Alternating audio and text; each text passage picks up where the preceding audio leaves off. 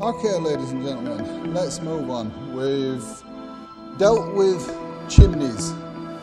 Now, let's deal with the university, seeing as we're at a university.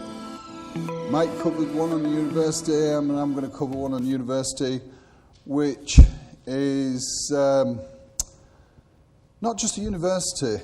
One of the things that I'm going to cover here today is signage on buildings. Now, signage on buildings has been used on buildings by the Greeks, the Romans, and all across Europe, and brought into America by early settlers. Can everybody hear me okay? Yeah? Okay. And utilised into the facades and fronts of buildings.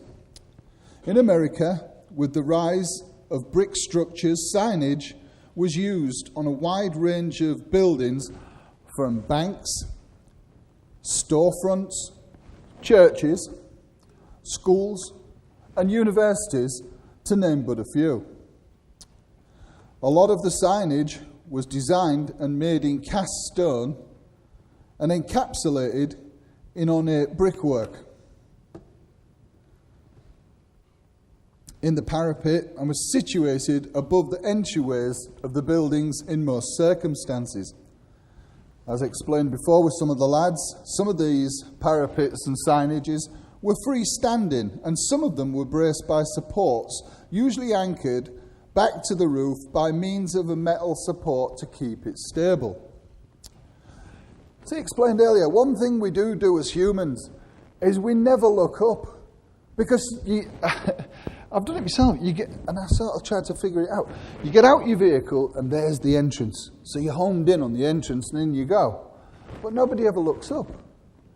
And if a lot of people did look up at some of these old buildings and signage in town squares across Texas and across America, really, they would be shocked to find how in disrepair some of these signages are, and how much weight is actually sitting up there, and how in disrepair it is, but you can't get close to it. And same again, when you're looking up, you can have shadows and things like this that can throw you out a little bit, so it seems as though that it's okay. Most of the buildings in the town squares are over 100 years old. And like us, they need a periodic checkup, but nobody does. And when you do, you need to apply a maintenance program to the body and to a building. It's funny, you have to get your vehicle inspected once a year, but a building in disrepair can be as dangerous as an 18-wheeler with a steering defect. Same again, they're inspected, but the buildings are. And it has to change. It has to change, because people are nowadays, with documentation, are getting injured by masonry collapsing. And in bad scenarios, people are getting killed. It shouldn't be. So, in this PowerPoint, I'm going to show you a case study of a job that I was called in to repair. The building itself is situated in the University of North Texas, Denton, and was built in 1936 and named by Dr. Robert Lincoln Marquis. 3 floors and almost 40,000 square feet, which you can relate to, having seen the university here and the size and things like that. But allow it is 100 years old.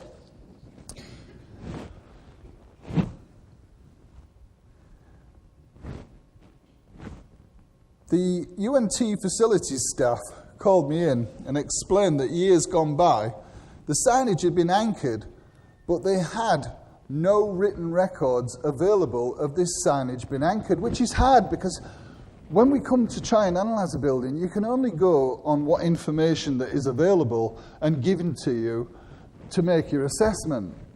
And when there isn't any paperwork, any drawings, it really does become hard, because we're not supermen, we're not superwomen, we can't have X-ray vision to see through and go, oh, there's the problem.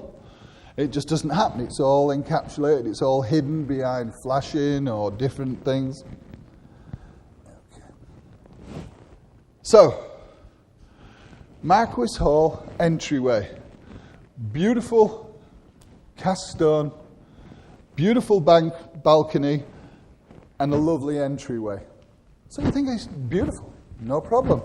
You can see the two plates sitting up on top that were slightly showing slight signs of corrosion. Here's a close-up to show from a distance with a camera that you can see the oxidization from the plates starting to trickle down on the road, and they've also tried to put a bit of an ornate design upon it from the outside. But same again, from looking down and looking up, it didn't seem so bad. Can't be that bad. So we gained access to the roof. Then we had a slight problem. Just a little one. The signage had rotated outwardly and was restrained by two retrofit restraint anchors. Like Mike said, when they're anchored, they'd come in different variants, different size. These were big because they'd been retrofitted across the actual roof. And one thing that did appear straight away to me, that this was instantaneously a safety issue to the main entryway of the building and was directly below the balcony and that there. So people were still coming in and out of the building. My assessment was to close it and stop people coming in and out because it was so bad. The anchor bars had been drilled through the signage. Here's the rear of the signage, and been attached to the front with a nut and plate. Bars had been installed for quite some time. Now, one thing that is a telltale giveaway, and with corrosion, as was on the front with the plates, it takes a while for mild steel to corrode. But you can see across the roof this staining. So that gave it away that it had been installed for some time because there were no written records. And when the bar had come down and was anchored to the rear, it had been tensioned by a turnbuckle system here to try and return that wall back into place.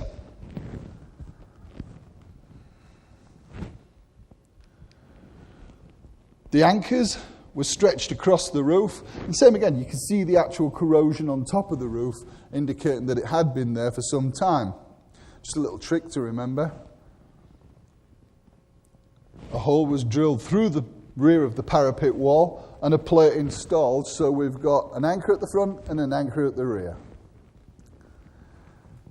I asked the UNT facilities if they had any original drawings. They were not sure. So they said, come with us, we'll show you where all the drawings are. Could be in that box, or maybe at the back of that shelf over there. But I did find one. And the good thing about finding this one is that it did give me some information as to how it was constructed. So, quickly to go over this. You can see where the actual roof itself was coming back, and you can see that this was built out of concrete. The stone itself had been put on the front of the outside of the facade and back up to the top with large coping stones on top. But at the back here, there was no information as to what it was. Was it block? I don't know. Was it brick? I don't know. So then that comes into your mind. So I said, well, I want to do some testing and cut the hole at the back of it and have a look. You can't do that in case water gets in. Yeah, but we've got to find out what it is. No, you can't do that. Oh, boy. Okay. So, you learned the politics. Yes. One of the things that got me for my concerns immediately was the removing of the coping stones, because they were big. And plus, it was all leaning. So if I couldn't get them backwards and get this off, I had a nightmare on my hands. And I'm thinking, okay, we can do this. And by the way, there's no engineering drawings for this. They just said, can you do this, Al? Okay, we'll think about it. And another question was what was behind the cast stone? And also as well, if it was stone, that brickwork at the rear, and the stone at the front, it had to have been anchored by some means of an anchor strap, metal or something like that. So I was curious to find out what that was, but you couldn't tear apart the stones to do an investigation to get into this. So, how strong was the roof as well? Because when we started taking this off and moving things around the roof, I had to determine that it was a strong roof. There's nothing worse than saying, oh yeah, we'll dismantle it and we'll put it all across here, and then your roof collapsed. Ooh, didn't see that one coming. So we had to take that into consideration as well when you're working on a roof, just how much weight it can take. I know it's designed for rain, snow, and things like this, but you've still got to check that. So I decided that I didn't need much weight on the balcony. I knew that I had a concrete deck, I knew that I had columns coming down the side, and if I put lightweight scaffolding up, I could get that up on there to get close to it and then start working the stone and blockwork back away onto the roof so that we're not going to have anything coming down. Erected some scaffolding up to the left-hand side of it so that I could get up on it. One thing as well that I mentioned briefly on my other presentation was that always, any windows, board them up. I was telling Andreas, was on a job in England, and I wasn't involved in it, but these guys over here were doing these repairs, and this guy left a ladder up against the wall.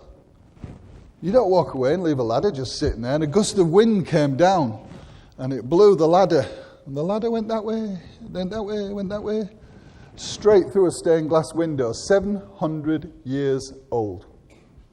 I saw the guy crying in the pub on the night. I even bought him a pint, bless him, I had to. But it's very important that you do cover up these windows because they're so easy to break. A little piece coming down from the top can hit the scaffolding bang on. You've gone through a double glazing window or something else, which the customer tends to get upset about. So,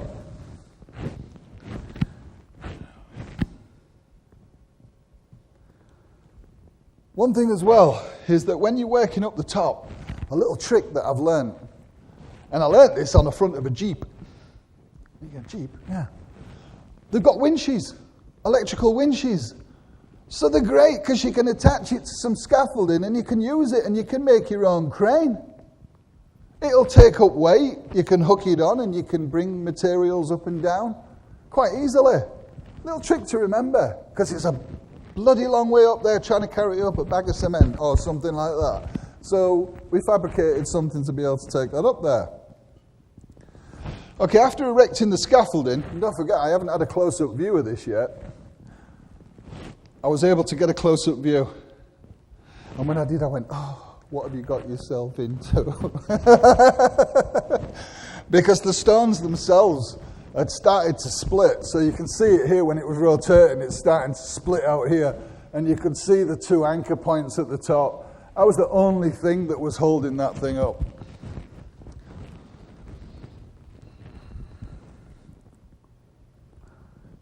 I didn't sleep much that night because I knew I'd got myself in deep. Imagine that. We've all done it. What have I done? Okay. The critical part for me was removing these coping stones. You can see on the bottom left, bottom right-hand corner, that's a lot, a big lump in it to come down. If that had gone down, it would have gone straight down through the balcony, through the bottom, and I'd have probably been back in England telling this story about how an Englishman really messed up a university. I'd deported myself. Okay.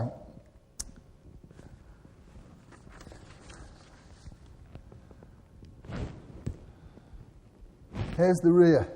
So when we took off the felt, there are a few more pictures, but we are restricted to time, so I've jumped ahead. When we removed the roofing felt that was covering the brickwork, we found the masonry to be very spalled and friable. And if you look at it, it's almost just falling apart. I had to start thinking about it. What's caused this? What it was that moisture had got trapped under the roofing felt and it had gone up on the back. With 110 degrees heat, a lot of osmosis occurs, it stretches, expands, and this is a great case of effervescence and spalling bricks. It wasn't a freeze and thaw cycle that had got in behind it, because I'm sure that the felt had got it. It was just a natural breakdown of the bricks. And literally, you could take a brick in your hand and just crush it into dust. Really interesting how it sweated behind the roofing felt. And think about it, when you've got a lot of other buildings downtown, they tend to come up with the felt over the top of the parapet walls. It's going to be the same. If you get moisture trapped in there, it's very detrimental to the building.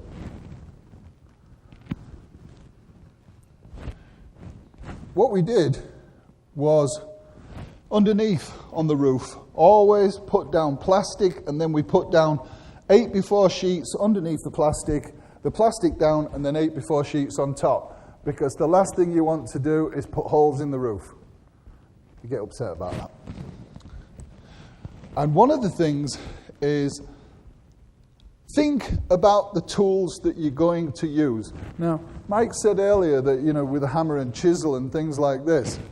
I daren't, because I knew that if I hit this with a hammer and chisel, that signage at the front would have stretched, cracked, and broken, which I couldn't allow. So my tool of choice, to teach you a little trick, is a pneumatic little air gun to a compressor. And in the compressor, you can turn down the air. It might be a bit slower than normal, but it's instead of a big hammer action on an electric that may really do some damage. So it's a controlled takedown of pieces that we actually did. So you can see we're starting to get plenty of rubble up on top.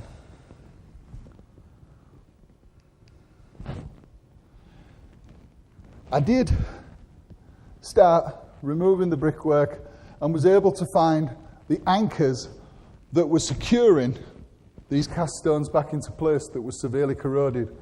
Now, when mild steel corrodes, it can expand to several times its own width. That's why you see concrete spalling, you see a lot of things. So take that into consideration. If it can split concrete, it can split brickwork as well. And if there's no dead load stresses on top of it, it will lift up the brickwork at higher elevations, because there's no dead load stress imposed, allowing more moisture in and more water to aggravate the situation further. So for 100 years, they'd not done too bad. And in the top right-hand corner, you can see where it is. But when I was taking down the brickwork, you always think of rubble infill. I found these blocks. Didn't find them anywhere else, but I found them here and within the parapet wall itself, odd clay blocks. So unless they'd come off a job further down the road, and we'll just fire them in, nobody will ever know. It's not for 100 years anyway. So be aware that what you see is not what you get. You might have to sort of think outside the box a little bit. Now, with corrosion of wall ties, there are different schools of thought. The Brick Institute of America says that anchors can have 15 years plus life cycle. The Building Research Establishment said it could be 20 years onwards. It doesn't mean they're going to fail at 20 years. They could last 100. But it's a good idea of anything down the line to do an investigation as to these problems with the ties. And the Canadians have also done research into this and are on the same time frame as the BRE findings.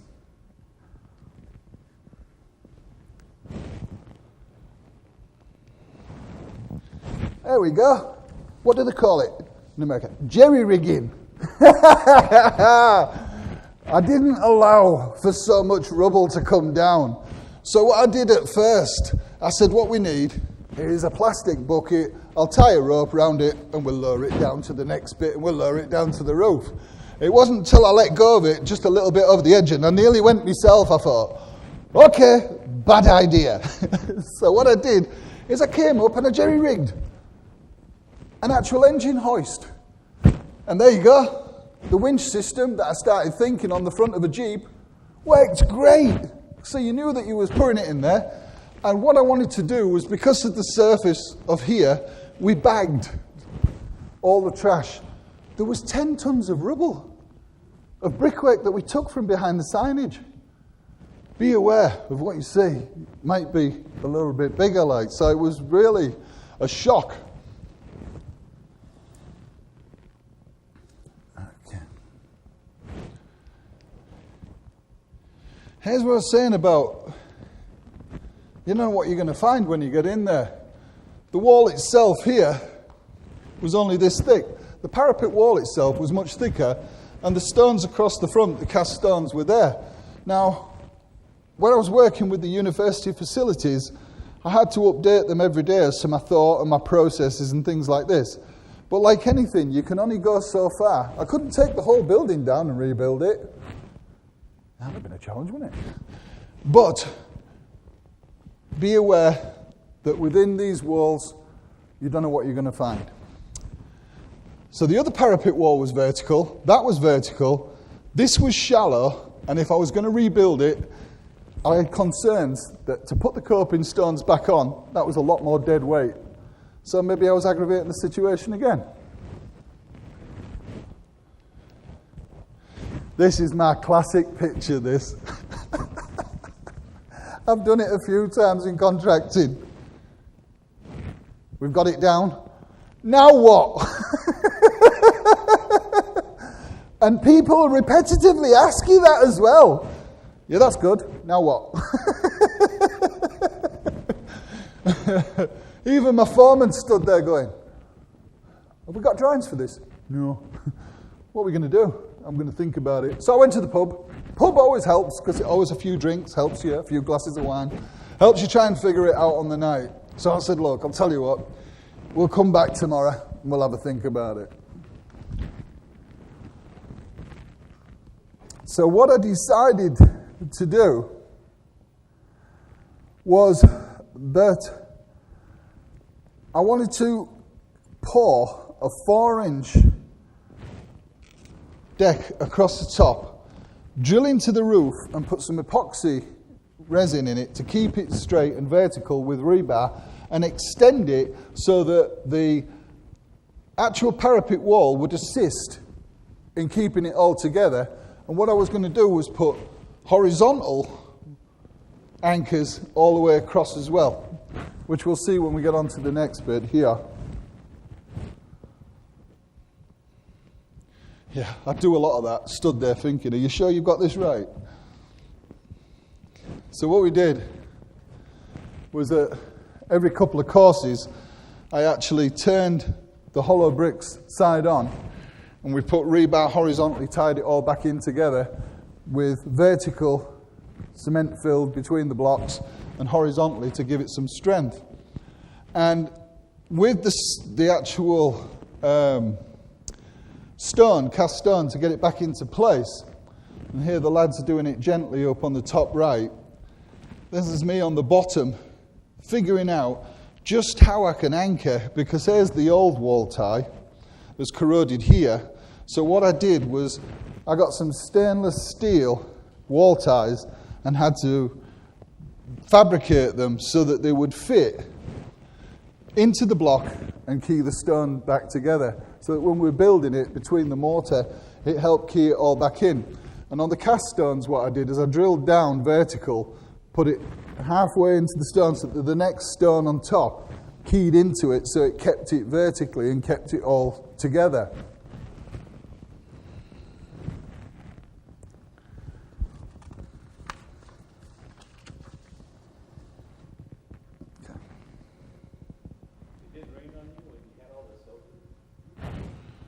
No, Texas, hang around in 5 minutes, it'll change. No, and the thing was is that we'd sealed the roof, and what we did on the night was we covered it up with a wrap across the top, tarpaulin across the top, and made sure it was sealed up and across the top. But you're right, it's a good point. Make sure it's covered up, because when you've got it exposed, water can penetrate, and if it gets inside the building, yeah, they're not so happy. Yeah, all right. So, oh yeah.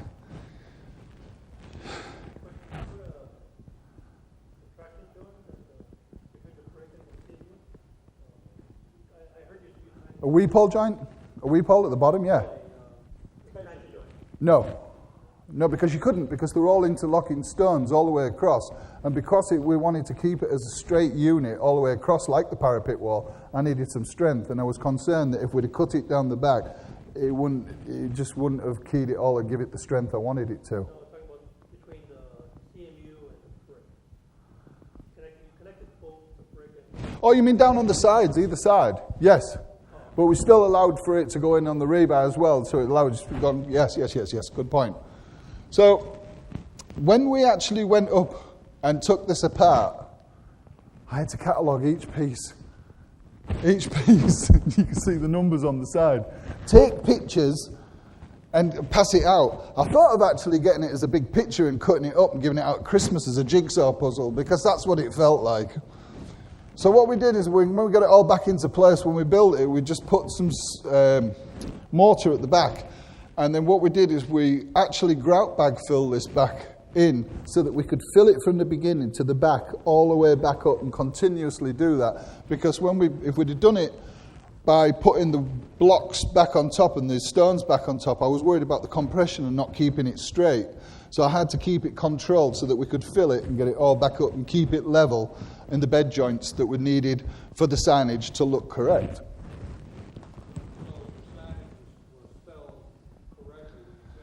Oh, I'm going to get to that. You saw where I was going, didn't you? Yes, that's right. Yeah, now you sound like me headmaster. He said I was a bit dyslexic. Yeah, he said I was a bit dyslexic. Are you sure it's spelled like that? Okay. Where are we? All right.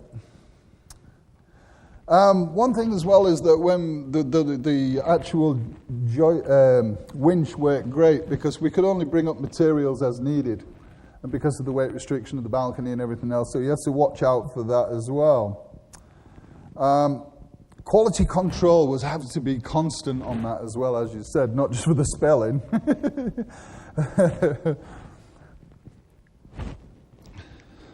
Hold on, backwards, forwards. Here's a great picture. Took this from Hickory Hall, opposite. That had a signage problem, the same, but I can't go into that one. We'll save it for the next time. But sure enough, it had a problem that was indicative of the signage. It was, yeah. But it gives you a good view of just where if that had have come rolling off and come down onto that balcony, it wouldn't have lasted long, would it? And the people underneath it wouldn't have lasted long neither. That was a big part. Always remember the people that are there and underneath. There's a big, major part. Safety. Here's a good one.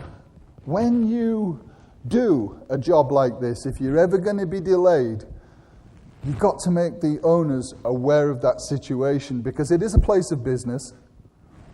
You're trying to do the best, and they're trying to make money. So you've got a conflict of interest right away. How long is it going to take? Why have you done that? You said it would be a week. It's 2 weeks. Well, it rained. We had snow. We had this. I still need it to get it going. So allow for that in there. Make the owners aware that it could be shut down for a little longer than perceived at the beginning, because you're not sure as to what you're going to find when you open it up. All right, let's have a look. Here's the back of it. With the signage rebuilt, nice and thick, with the coping stones back on, because what I wanted was it wide enough that the coping stones were not going to be a problem. It would be top heavy for it to roll out again. I was able to spread it back and put the coping stones back on and get this back into place. So it was a very, very, very challenging job. And as you can see in the right, the specialty roofers that were called in, because at this point I just handed it over to them. You're going to have to get it covered, make sure. And that took time, because they had to figure it out as well, how to cover it up properly with the steel and everything else, how they wanted to apply it. So that added a little bit more time to it. Hopefully, that signage will last another 100 years. But I think the parapets might go up by then. Okay.